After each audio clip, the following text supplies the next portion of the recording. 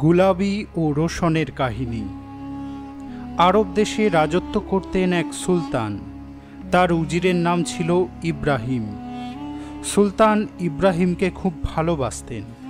এমন বিচক্ষণ বুদ্ধিমান জ্ঞানী মানুষ রাজ্যে খুব কমই ছিল। ইব্রাহিমের একমাত্র কন্যা গুলাবী, নাম গোলাপী, রূপেও যেন ফোটা গোলাপ। ছেলেবেলা থেকেই উজির নিজেই মেয়েকে নানা বিষয়ে শিক্ষা দিয়েছিলেন। নাচ, গান, আবৃত্তি, সাহিত্য, আচার ব্যবহার, শিক্ষা সহবত সব দিক থেকেই এ মেয়ের কোনো জুড়ি ছিল না। সুলতানও গুলাবীকে খুব ভালোবাসতেন। সুলতানের প্রাসাদে কোনো অনুষ্ঠান হলেই ডাক পড়ত গুলাবীর। সুলতান তাকে সাথে নিয়ে সেই অনুষ্ঠান পরিদর্শন করতেন। একদিন সুলতানের প্রাসাদ প্রাঙ্গণে বিশাল ঘোড়দৌড় হচ্ছে। দেশ বিদেশের নানান ঘোড়সওয়ার যোগ দিয়েছে তাতে। নগরের যত বিশিষ্ট লোকেরা দর্শকের আসনে বসে আছে। প্রাসাদের অলিন্দে দাঁড়িয়েছিল গুলাবী। যে সমস্ত ঘোড়সওয়ারিরা এসেছে তারা সকলেই নগরের সম্ভ্রান্ত পরিবারের সন্তান। রূপে গুণে সকলেই প্রশংসার যোগ্য। কিন্তু গুলাবীর দৃষ্টি বরাবর একজনের দিকেই পড়ছিল। সুপুরুষ চেহারা, প্রশস্ত ললাট, এক মাথা চুল, নাক, চোখ, মুখ সমস্তই যেন কোনো দক্ষ শিল্পীর তুলিতে আঁকা। সর্বোপরি চেহারার মধ্যে এমন এক ব্যক্তিত্ব লুকিয়ে রয়েছে যা দেখে মুগ্ধ হয়ে যায় গুলাবী। তার পাশেই দাঁড়িয়েছিল ধাইমা। গুলাবী ধাইকে বলল, ধাইমা, ওই যে শাহজাদার মতো রূপবান ছেলেটি, ও কে জানো?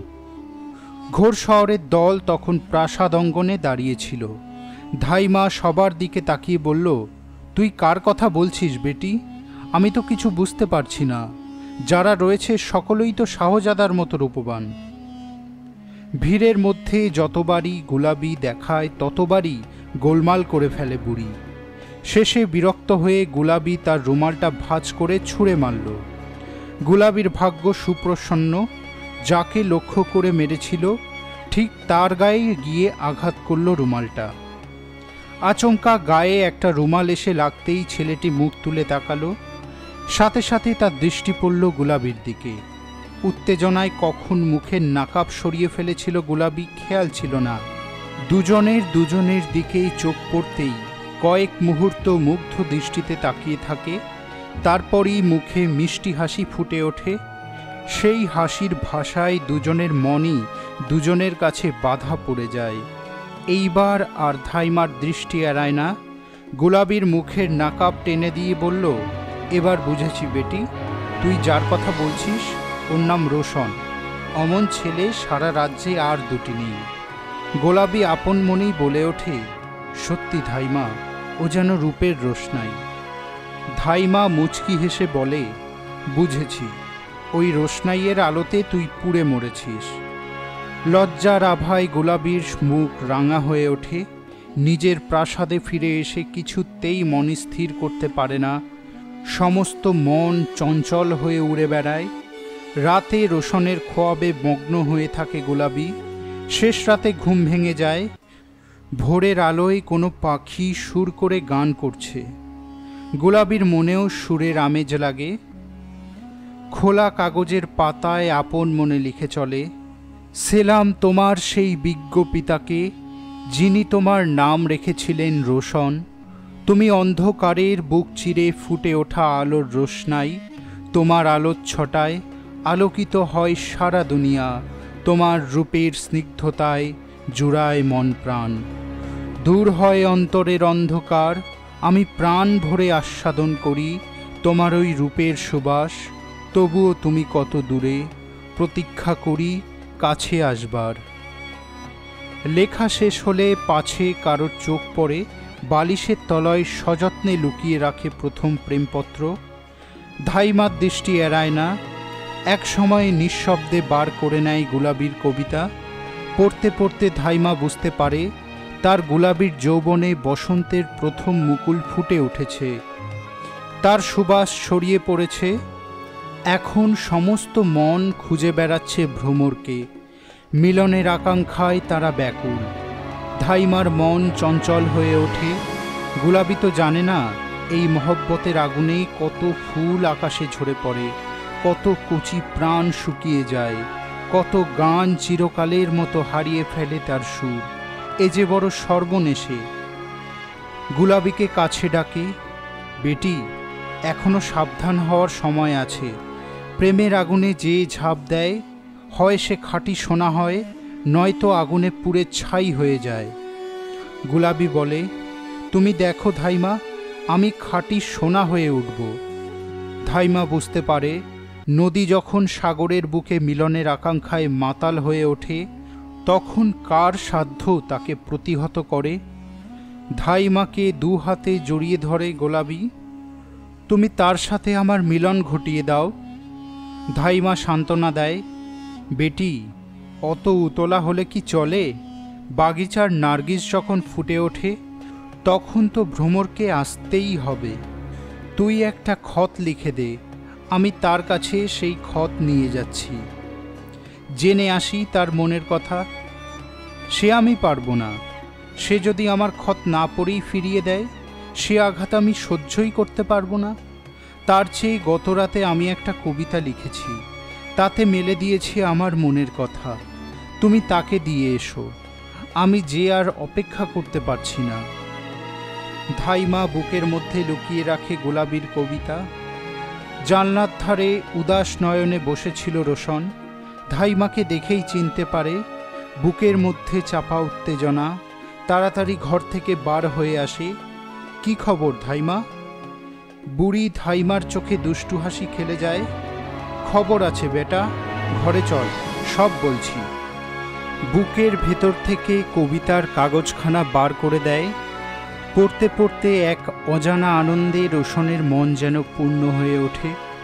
প্রথম প্রেমের বাতাসে পাখা মেলে সে লেখে, প্রিয়তমা আমার, ওই নীল নভমণ্ডলে বিহঙ্গের মতো মন চায় পাখা মেলে দিতে। সকল বন্ধন ছিন্ন করে উড়ে যাই অসীম অনন্তে, যেখানে আর কেউ নেই, শুধু আছো তুমি। তোমার বুকের মাঝে হারিয়ে যাই আমি। চিঠি লেখা শেষ হলে তাতে খুশবু ঢেলে দেয় রোশন। ধাইমা, তোমাকে এটা তার কাছে পৌঁছে দিতেই হবে। তুমি ছাড়া যে আমাদের আর কেউ নেই। ধাইমা চিঠিখানা আবার তার বুকের মধ্যেই গুজে নিয়ে বলল, আমি যখন আছি তুমি কোনো চিন্তা করো না বেটা। আর অপেক্ষা করে না ধাইমা, ফিরে আসে গুলাবির কাছে। তাকে দেখেই ঝাঁপিয়ে পড়ল গুলাবি। কি খবর ধাইমা? আমি যে আর অপেক্ষা করতে পারছি না। ধাইমা কবিতাটা বার করে দিতেই তাতে চুম্বন এঁকে দেয় গুলাবি। প্রিয়তমকে তো কাছে পেলাম না, তাই তার স্পর্শ ছুঁয়ে মন প্রাণ ভরে উঠুক। চিঠি খুলে পড়তে আরম্ভ করল গুলাবি। পড়তে পড়তে তার গোলাপ রাঙা দুই অধর রক্তাভ হয়ে ওঠে। বুকের মধ্যে হাজার প্রজাপতি পাখা মেলে উঠতে থাকে, বুলবুল গান গেয়ে ওঠে।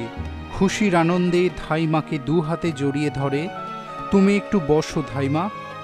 আবার লিখতে বসে গুলাবি, হে প্রিয় আমার, আমি যে খাঁচায় বন্দি পাখি, কেমন করে উড়ে যাব তোমার কাছে। কালো মেঘে ছেয়ে আছে আসমান, তোমার আমার মাঝে টেনে দিয়েছে কালো কানাত। তবু সব অন্ধকারের বুক চিরে অনুভব করছি তোমার অন্তর বেদনা। আমারই মতো সেও জ্বলে পুড়ে খাক হয়ে যাচ্ছে। মিলনের আকুলতায় ব্যাকুল হয়ে উঠেছে দুটি প্রাণ। সামনে তাদের নাইবা হলো মিলন, কিন্তু অন্তরেতে দুজনেই একাকার। লেখা শেষ হতেই গুলাবি কাগজখানা মুড়ে তাতে চুম্বনের লাল চিহ্ন এঁকে ধাইমার হাতে দিল। মাথার চুলে গুজে নিল ধাইমা। দরজার সামনেই ভারী পর্দা। উজির সাহেব তখন বাড়ি ফিরছিলেন। তাকে দেখেই তাড়াতাড়ি পর্দার আড়ালে লুকিয়ে পড়ল ধাইমা। ভারী পর্দা লেগে চুল খুলে চিঠিটা পড়ে গেল মাটিতে। উজির ঘরে ঢুকতেই তাড়াতাড়ি বার হয়ে গেল ধাইমা। কিন্তু নসিবে যা লেখা আছে কে খণ্ডাবে তা? খানিক পরে ঘর থেকে বার হতেই উজিরের চোখে পড়ল দরজার পাশে এক টুকরো কাগজ পড়ে রয়েছে। তাড়াতাড়ি তুলে নিল। এ তো তারই কন্যার হাতের লেখা পত্র। পত্র পড়ে রাগে সমস্ত শরীর জ্বলে উঠল উজিরের। তার মেয়ে বাইরের যুবকের সঙ্গে প্রেম করছে।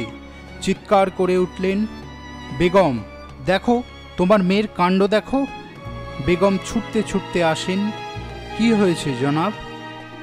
উজির পত্রখানা এগিয়ে দিল বেগমের দিকে। বেগমেরও বুঝতে অসুবিধা হলো না এ তারই কন্যার লেখা।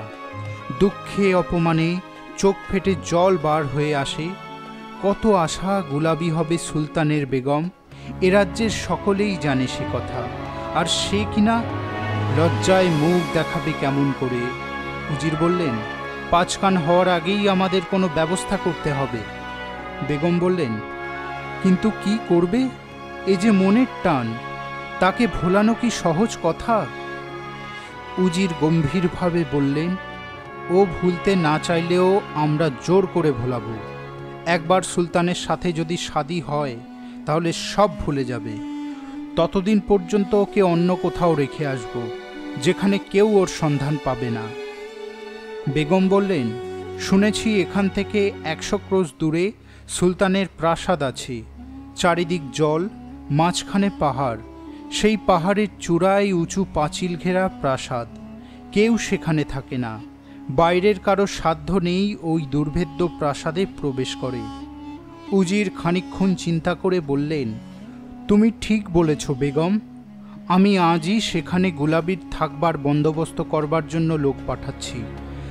দাস দাসী সুখ স্বাচ্ছন্দ্যের কোনো অভাব হবে না। কয়েকদিন যেতেই গুলাবি বুঝতে পারল তাকে 4 দেওয়ালের মধ্যে বন্দি করে রাখা হয়েছে। ধাইমাকে সরিয়ে দেওয়া হয়েছে অন্য জায়গায়, তাকেও পাঠিয়ে দেওয়া হবে দূর কোনো প্রান্তে। দুঃখে ভেঙে পড়ে গুলাবি। রোশনের কোনো সংবাদও সে পায় না, তাকেও কোনো কথা জানাতে পারে না। বিরহের আগুন তুষের আগুনের মতো মনের মধ্যে জ্বলতে থাকে। চোখের জলে বুক ভাসে। প্রাসাদের সামনে বাগিচায় একটা পাথরের ওপর লিখে রাখে মনের কথা। যদি এই পথে কোনোদিন রোশন যায়, সে জানবে তার প্রিয়তমার মনের ব্যথা। হে আমার প্রিয়তম, তোমার অধরে এঁকে দিই আমার ভালোবাসার প্রথম চুম্বন। বিদায়, জানি না এ চিরবিদায় কিনা। অশ্রু জলে কোথায় কত দূরে ভেসে যেতে হবে কিছুই তো জানি না। হয়তো আমার অশ্রু দেখে লতা পাতা ফুল ফল আকাশ সকলেরই চোখে নামবে অশ্রুধারা, কিন্তু আমার নিয়তি সে তো নির্মম অশ্রুহারা। পরদিনই উজিরের দুয়ারে এসে দাঁড়ালো তানজাম। চোখের জলে ভাসতে ভাসতে সকলের কাছ থেকে বিদায় নিয়ে তানজামে গিয়ে উঠল গুলাবি। পেছনে পড়ে রইল তার ভালোবাসার দোসর। সেও তারই মতো প্রিয়তমার বিহনে নিভৃতে অশ্রুর বন্যায় ভেসে চলেছে। আগে 50 জন প্রহরী, তারপর তানজাম, তারপর যত দাসদাসী, সকলে চলল নির্জন পর্বতের প্রাসাদে। 10 দিন 10 রাত চলবার পর সকলে এসে পড়ল সেই হ্রদের প্রান্তে। কয়েক মাইল বিস্তৃত সেই হ্রদ। আশেপাশে কোনো জনবসতি নেই। উজিরের লোকজন যারা আগে এসে পৌঁছেছিল তীরে নৌকা নিয়ে অপেক্ষা করছিল। গুলাবি দাসদাসীদের নিয়ে নৌকায় গিয়ে উঠল। নৌকা ভেসে চলল। হ্রদের ঠিক মাঝখানেই সেই পাহাড়। ছোট ঘাট তৈরি করা হয়েছে। সেই ঘাটে গিয়ে নৌকা ভিড়ল। পাহাড় কেটে কেটে ধাপ তৈরি করা হয়েছে। 2 জন দাসীর কাঁধে ভর দিয়ে আস্তে আস্তে সিঁড়ি বেয়ে পাহাড়ের চূড়ায় উঠে এলো গোলাবি। সামনেই ছোট প্রাসাদ, চারিদিকে উন্মুক্ত নীলাকাশ, আর নিচে হ্রদের জলরাশি। নিজের কক্ষে ঢুকেই শয্যায় লুটিয়ে পড়ল গুলাবি। ওদিকে গুলাবির কোনো সংবাদ না পেয়ে ক্রমশই অস্থির হয়ে ওঠে রোশন। এমন তো হওয়ার কথা নয়। ধাইমাও তো আসে না। বিরহের ভারে প্রহর যে আর কাটে না। শেষে একদিন বেরিয়ে পড়ল উজিরের প্রাসাদে গিয়ে মুখোমুখি দাঁড়াবে গুলাবির। তাতে যদি মৃত্যু হয় তাও হাসি মুখে বরণ করে নেবে। প্রাসাদের সামনে এসে দাঁড়াতেই দেখল সমস্ত প্রাসাদ কেমন থমথম করছে। কোথাও কোনো মানুষ আছে বলে মনে হচ্ছে না। এদিক ওদিক তাকিয়ে ফটক খুলে ভেতরে ঢুকে পড়ল। দুপাশে বাগিচা। বাগিচায় একটা পাথরে কি যেন লেখা রয়েছে। কাছে গিয়ে পড়তেই বুঝতে অসুবিধা হলো না, এ তারই জন্য গোলাপি লিখে রেখে গিয়েছে। সে আর এখানে নেই। দু হাতে পাথরটাকে আঁকড়ে ধরে মাটিতে লুটিয়ে পড়ল। চারিপাশের সব আলো যেন নিভে গেল। বুক ফাটা কান্নায় সেইখানে ভেঙে পড়ল। গোলাপি, আমার প্রিয়তমা, তুমি কোথায়? এক বুড়ো দাস রোশনকে দেখতে পেয়ে এগিয়ে এলো। মাথায় হাত বুলিয়ে দিয়ে বলল, বেটা, তুমি কাঁদছ কেন? এই বয়সে তোমার কিসের এত দুঃখ? আর নিজেকে সামলাতে পারে না বুড়োর দু হাত ধরে কান্নায় ভেজা গলায় বলল, তুমি জানো আমার গোলাপি কোথায়? এইবার বুড়ো মানুষটা সব বুঝতে পারে। আস্তে আস্তে বলল, উজির সাহেব তাকে দূর দেশে পাঠিয়ে দিয়েছেন। কোথায় পাঠিয়েছেন তা আমি জানি না, তবে শুনেছি কোনো এক পাহাড় প্রাসাদে মালকিনকে রাখা হবে। সাথে সাথে উঠে দাঁড়ালো রোশন। আমি যাব সেখানে। শুনেছি সে নাকি অনেক দূরের পথ। হ্রদের মাঝখানে সেই পর্বত প্রাসাদ। যত দূরেই হোক আমি যাবই।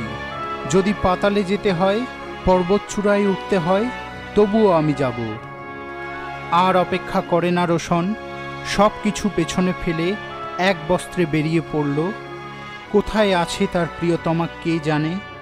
পথে মানুষ দেখলেই প্রশ্ন করে, তুমি জানো কোথায় পর্বত প্রাসাদ?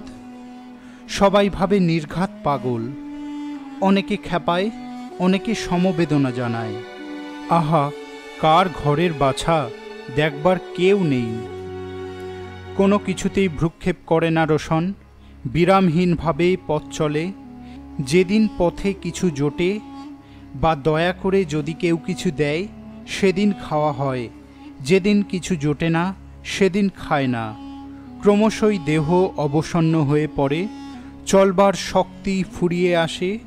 পোশাক ছিঁড়ে গিয়েছে, মাথায় চুল উস্কো খুস্কো, গর্তে ঢুকে গিয়েছে চোখ, পা দুটো ক্ষত বিক্ষত। একটা নির্জন প্রান্তরে এসে পড়ে। কোথাও কোনো মানুষ নেই। তৃষ্ণায় গলা শুকিয়ে যায়। হঠাৎ চোখে পড়ল দূরে একটা হ্রদ। পাগলের মতো সেই দিকে ছুটতে আরম্ভ করল রোশন।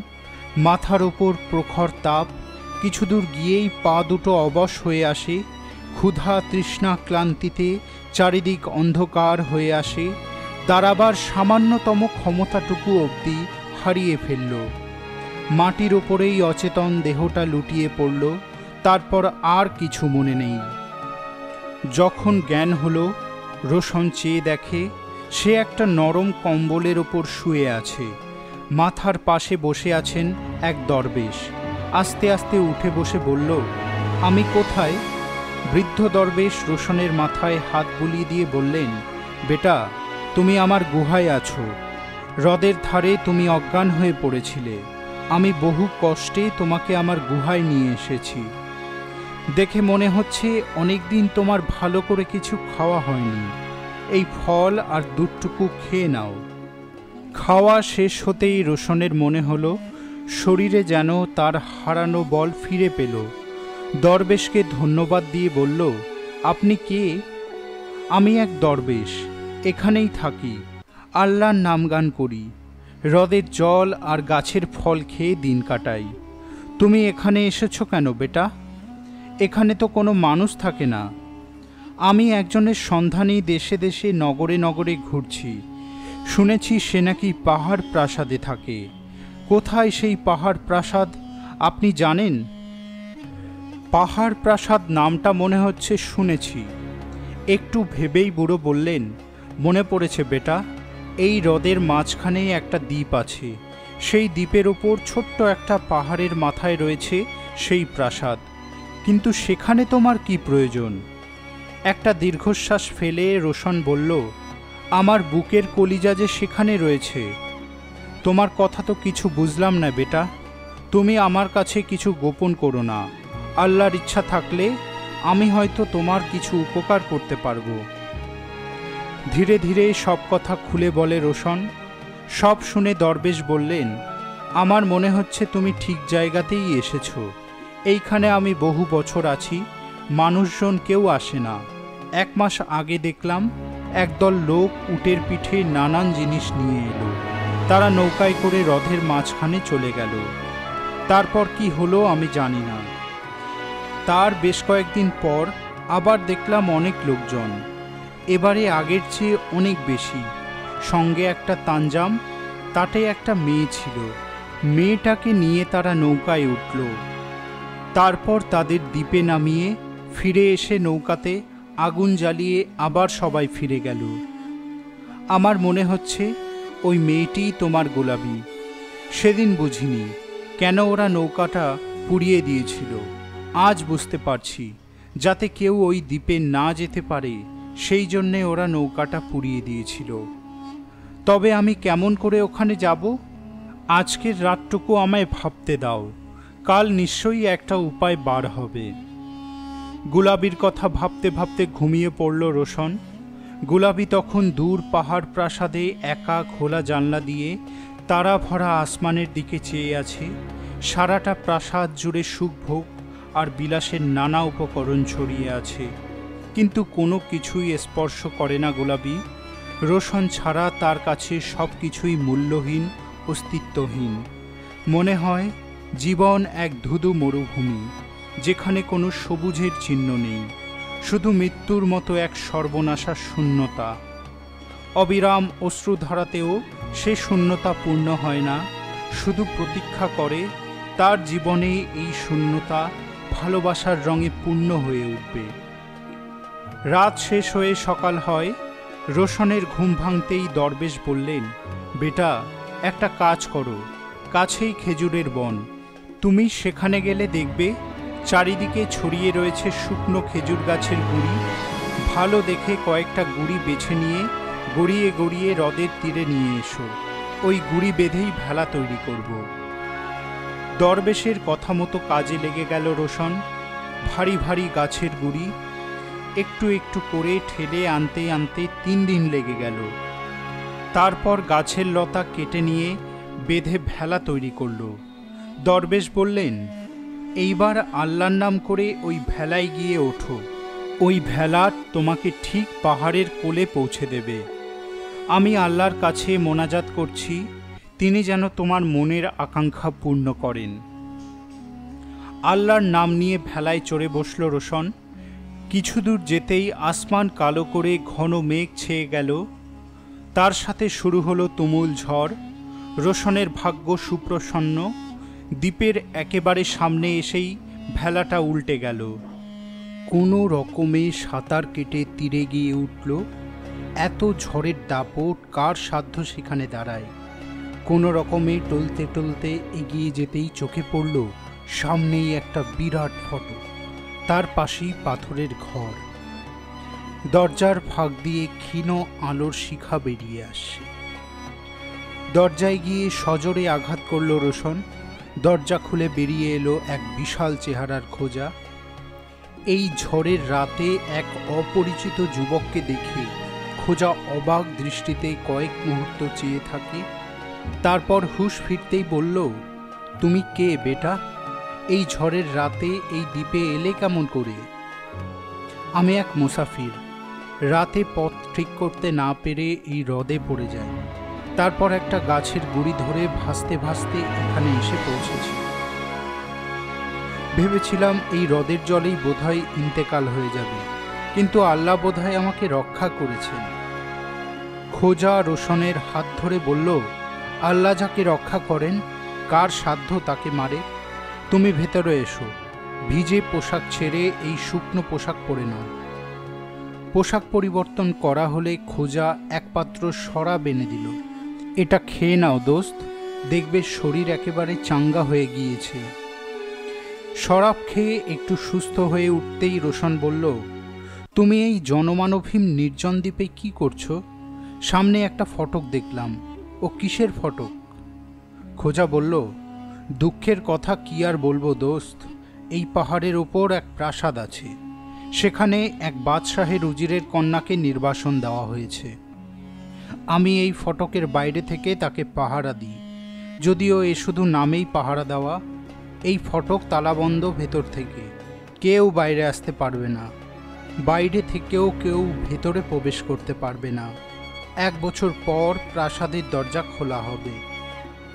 ভারী তাজ্জববাত। কিন্তু উজির কন্যাকে কেন এখানে নির্বাসন দেওয়া হয়েছে জানো? খোঁজা মাথা নাড়ে। তা তো জানি না, তবে মাঝে মাঝে শুনতে পাই উজির কন্যার কান্না। বুকের মধ্যে দুমড়ে মুচড়ে ওঠে, এমন হাহাকার করা কান্না যে নিজেই আর কান্না সামলাতে পারি না। রাত হলে তুমিও সে কান্না শুনতে পাবে দোস্ত। রোশন মনে মনে বলল, আর তোমায় কাঁদতে হবে না আমার বুলবুল। আমি যে কত দূর থেকে তোমার কাছে ছুটে এসেছি।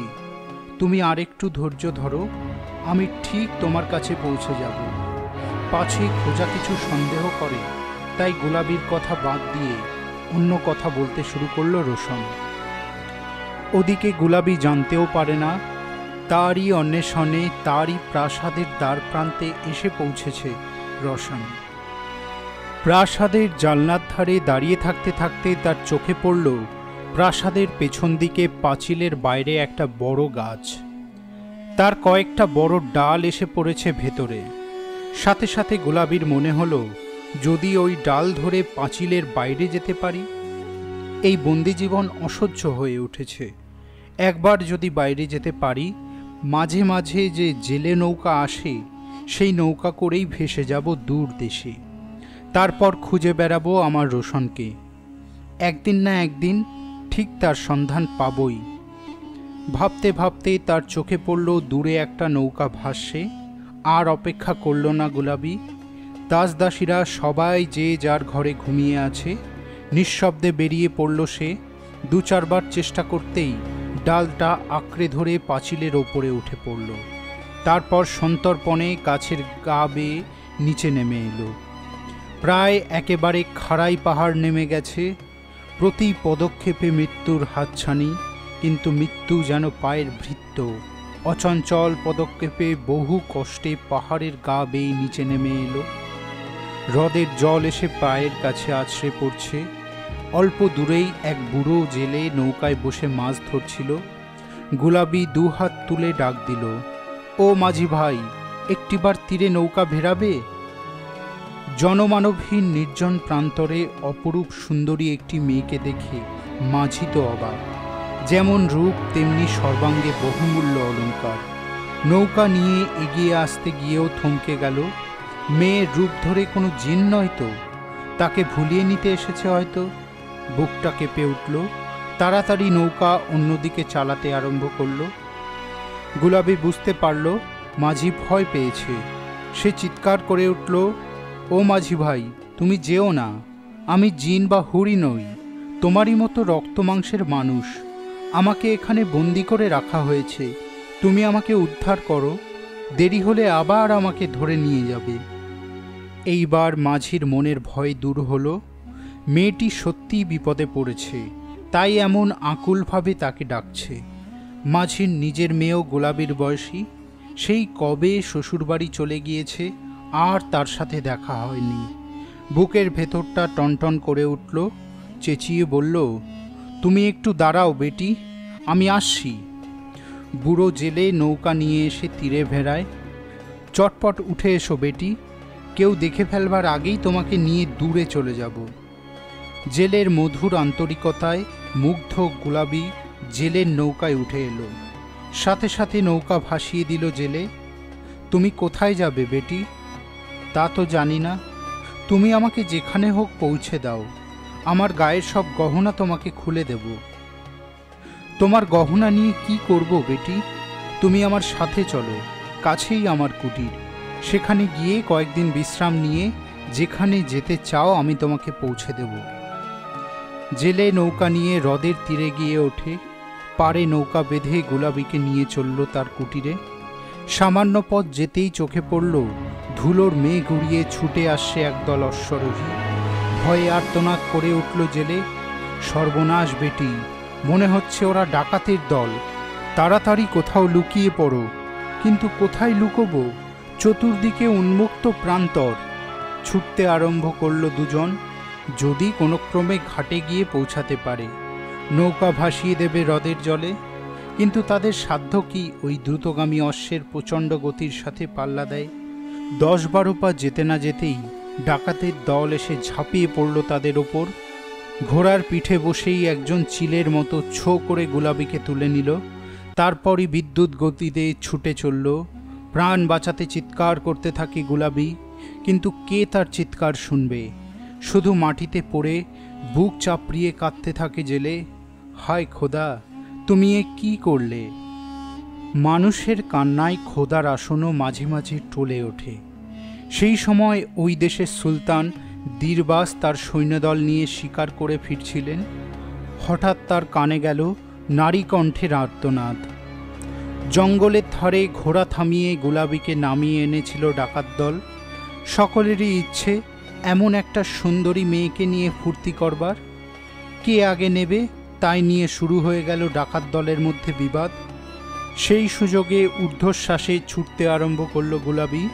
সাথে সাথে ডাকাত দলের নজর পড়ে গেল হাতের শিকার পালিয়ে যাচ্ছে। মুহূর্তে বিবাদ ভুলে সকলে ছুটতে আরম্ভ করল গুলাবির পেছনে।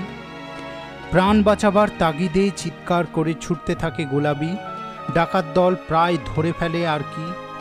এমন সময় সুলতান দীরবাসের সৈন্যরা ঝাঁপিয়ে পড়ল ডাকাত দলের ওপর। সকলে যে যার অস্ত্র রেখে এসেছিল। সৈন্যদের সাথে লড়াই করবার কোনো সুযোগই পেল না।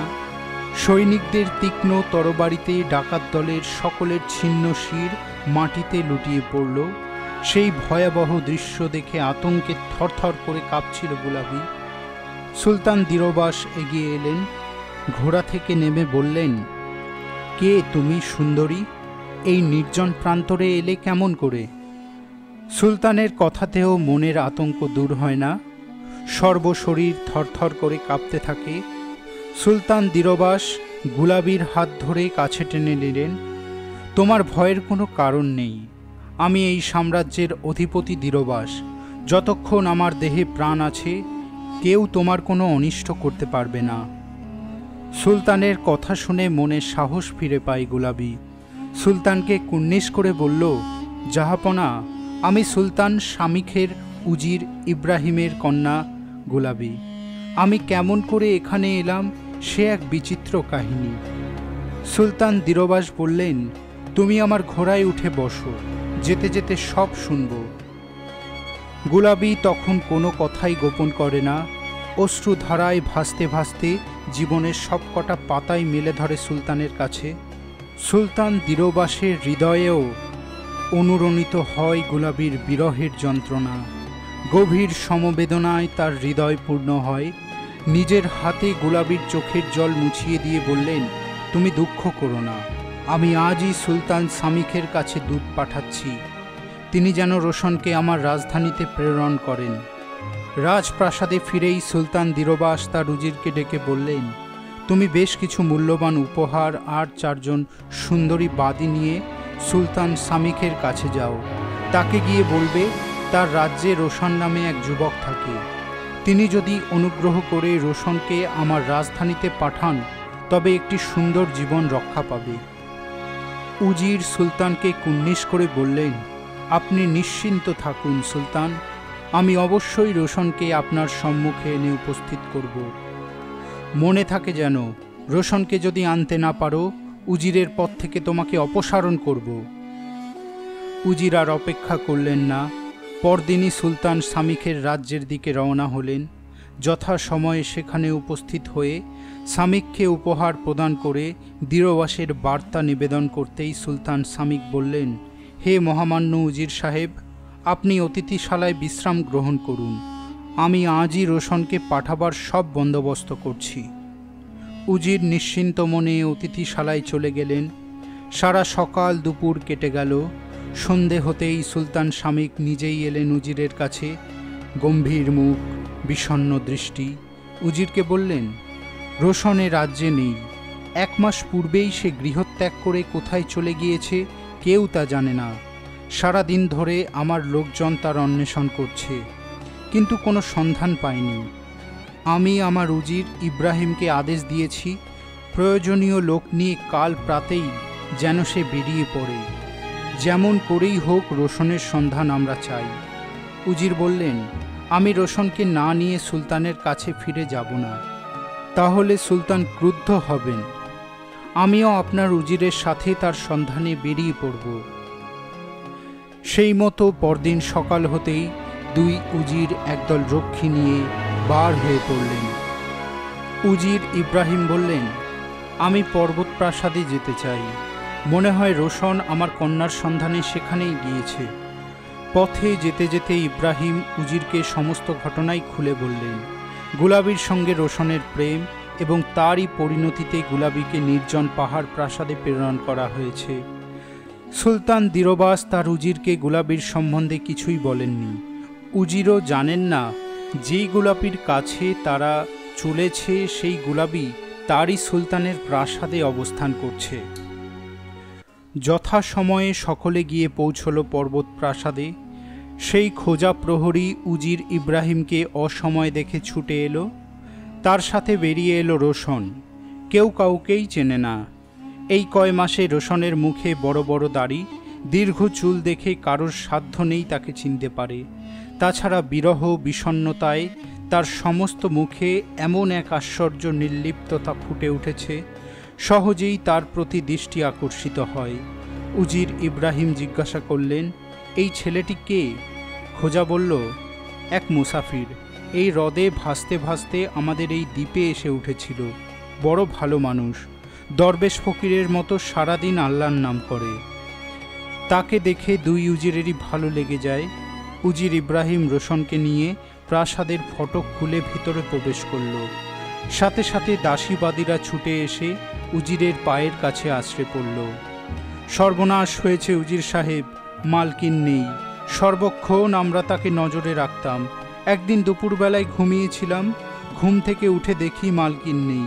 চারিদিকে অনেক খুঁজেছি, প্রাচীরের বাইরে যাওয়ার তো কোনো উপায় ছিল না, তাই বাইরে যেতে পারিনি। উজিরের লোকজন চারিদিকে খুঁজতে আরম্ভ করল। রোশনের বুকের মধ্যে কেমন যেন তীব্র আঘাত লাগে। এতদিন ধরে যার প্রতীক্ষায় এখানে বসে আছি সে এখানে নেই। সে একটা গাছের তলায় বসে পড়ল। হঠাৎ তার নজর পড়ল একটা গাছের ডালপালা বাইরে চলে গিয়েছে, ডালে একটা কাপড় ঝুলছে। সাথে সাথে উজিরকে সংবাদ দিতেই সকলে বেরিয়ে পড়ল। প্রাসাদের পেছনে খাড়াই পাহাড়, মাঝে ঝোপ জঙ্গল। সর্বত্র তন্ন তন্ন করে অনুসন্ধান করা হলো, কোথাও গোলাবির সন্ধান পাওয়া গেল না। নিশ্চয়ই পাঁচিল টপকে নামবার সময় গোলাবি গড়িয়ে পড়েছে হ্রদের জলে। এই চিন্তা করে কান্নায় ভেঙে পড়ল ইব্রাহিম। নিজের নির্বুদ্ধিতায় হারাতে হলো একমাত্র সন্তানকে। আর রোশন, সে যেন এক পাথরের মূর্তি। কোনো কিছুতেই তার আর বিকার নেই, শোকে পাথর হয়ে গিয়েছে। দিরবাসের উজির যখন দেখলেন কন্যাকে হারিয়ে উজির ইব্রাহিম একেবারে ভেঙে পড়েছেন, তখন আর তাকে বিব্রত করতে মন চাইল না। তখনই নিজের রাজ্যে ফিরে যাওয়াই মনস্থির করলেন। শূন্য হাতে ফিরে গেলে যে পরিণতিই হোক তাই মাথা পেতে নিতে হবে। সকলের কাছ থেকে বিদায় নিয়ে যাত্রা শুরু করতেই উজিরের চোখে পড়ল একটা গাছের তলায় তপস্বীর মতো স্থির হয়ে বসে আছে রোশন। এক অজানা আকর্ষণ অনুভব করে উজির। এমন অপূর্ব সৌম্য শান্ত সুন্দর মুখশ্রী বড় একটা দেখা যায় না। কাছে গিয়ে উজির বললেন, তুমি আমার সাথে যাবে? যেখানে গোলাবি নেই সেই প্রাসাদে আর এক মুহূর্ত থাকতে মন চাইছিল না রোশনের। দ্বিধাহীন চিত্তে বলল, আমি আপনার সাথে যাব। রোশনকে নিয়ে উজির বেরিয়ে পড়ল। উজিরের মুখে হাসি নেই, কোনো আনন্দ নেই। বিষাদের ভারেই সমস্ত মন ভারাক্রান্ত হয়ে আছে। জীবনের শেষ প্রান্তে এসে অসম্মানের বোঝা মাথায় নিয়ে তাকে যেতে হবে, তাও এক অজানা অচেনা মানুষের জন্য। ক্রমশই ভেঙে পড়েন উজির। যতই রাজধানী নিকটে আসে ততই উজির অস্থির হয়ে ওঠেন। সুলতানের কাছে গিয়ে কি জবাব দেব?